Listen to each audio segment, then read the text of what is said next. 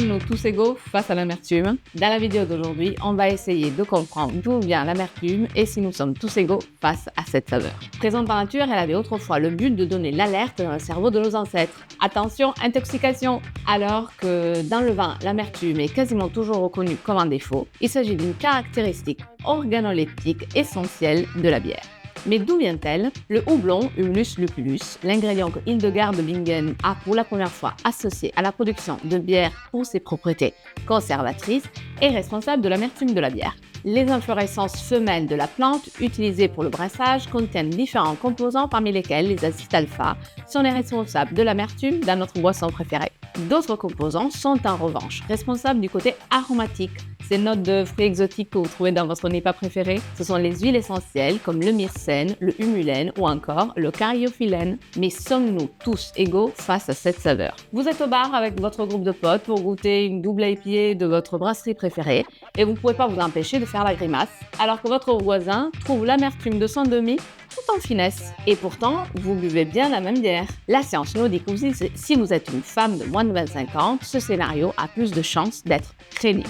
On a longtemps cru que l'amer était ressenti par tout individu avec la même intensité et que la zone dédiée à la détection de cette saveur était la partie postérieure de la langue, près de sa conjonction avec la gorge. Or, les récentes études qui se sont intéressées à la question ont mis en exergue qu'en dépit d'une segmentation précise, la fameuse map des saveurs perçues par la langue, toute la langue serait apte à capter toutes les saveurs sur son entièreté de surface. Ce qui change, c'est le nombre de capteurs qui se trouvent sur la langue. Ce que la science nous dit aussi, c'est que nous ne sommes pas égaux face au nombre de ces capteurs et à la spécificité de ces papilles présentes sur notre organe de dégustation et que ce serait surtout une affaire de génétique.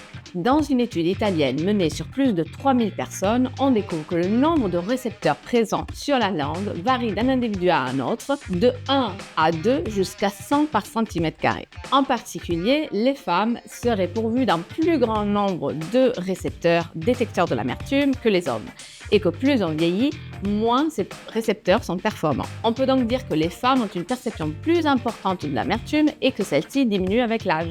Aussi, il existe ce qu'on a identifié comme un supertesteur doté d'un nombre de récepteurs beaucoup plus important que les autres, justifiant ainsi d'une sensibilité accrue à l'amertume. A contrario, il existe tout autant des gens qui sont dépourvus de capteurs et pour qui une NEPA n'est rien d'autre qu'un jus de fruits. Mais comment calcule-t-on l'amertume dans une bière? L'amertume dans la bière est calculée sur base de l'indice IBU, International Bitterness Unit, qui mesure la concentration des acides alpha dans la bière en milligrammes par litre sur une échelle de 0 à 100.